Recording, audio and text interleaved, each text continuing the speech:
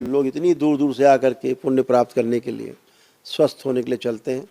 तो दरबार ने जो 3 रास्ते बताए थे, पहला कि भगवान काशी विश्वनाथ धाम से जो पद यात्रा करके आते हैं लोग, वो 1 जनवरी से सक्रिय रहेगा। अभी तो जहाँ जहाँ से आ रहे हैं कोई बात नहीं, लेकिन 1 जनवरी से बाकी और अपनी जगह और कहीं से यात्रा करें अलग बात है, लेकिन आपकी सुविधा के लिए दरबार ने बना दिया कि यदि आप भगवान काशी विश्वनाथ धाम से, काशी से पद यात्रा शुरू करते हैं दरबार तक, या श्री वृंदावन धाम से आप पद यात्रा शुरू करते हैं, वहाँ के बिहारी जी का दर्शन करके और जो वहाँ पर गोपीश्वर महादेव हैं भोलेनाथ, वहाँ जल अर्पित करके और वहाँ से जल लेकर के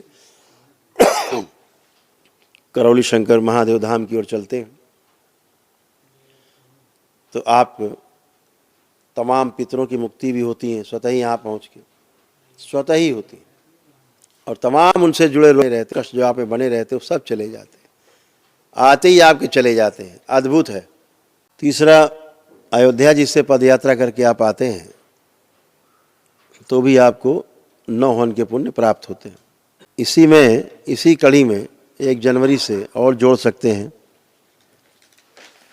कि जो प्रयागराज से पद यात्रा शुरू करेंगे करौली शंकर धाम के लिए, उनको भी 9 हवन का पुण्य और 1 दिवसीय और 1 आरोग्य हवन का पुण्य प्राप्त होता है। उनके भी तमाम पितरों की मुक्ति होती है और कष्ट जाते हैं। ये प्रयागराज को भी और आज जोड़ दिया गया है। ये यात्रा भी आप कर सकते हैं। और दंडवत यात्रा जो लोग कर रहे हैं उनके लिए आज से ही बना देते हैं कि कानपुर से दंडवत यात्रा जो लोग करते हैं उनके लिए यहाँ परमठ पर एक स्थान है कानपुर में, कचहरी के पास, परमठ बोलते हैं उसको, बाबा आनंदेश्वर हैं। वहाँ से करौली शंकर धाम की यात्रा, सिद्धनाथ धाम है, सिद्धनाथेश्वर बाबा हैं, सिद्धनाथ धाम जाजमऊ, वहाँ से दोनों की दूरी लगभग करौली शंकर महादेव धाम तक आने के लिए लगभग बराबर, तो यहाँ से कर सकते हैं। कानपुर में एक मंदिर है, जेके टेम्पल के नाम से जाना जाता है, जेके मंदिर के नाम से जाना जाता है, जहाँ पर श्री राधा कृष्ण जी का जो विग्रह है बांके बिहारी का वहाँ पर है। वहाँ से भी आप दंडवत यात्रा कर सकते हैं। कमला टावर में द्वारकाधीश मंदिर है, वहाँ से आप दंडवत यात्रा कर सकते हैं। और पनकी में हनुमान मंदिर है,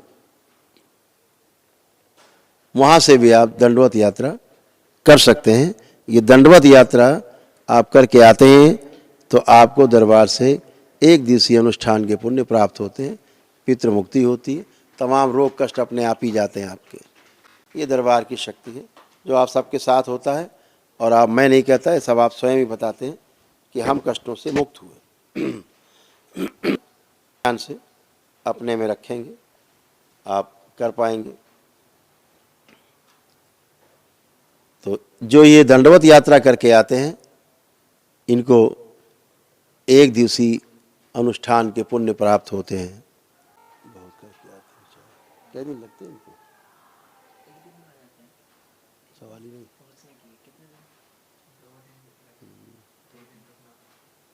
बहुत कष्टकारी है।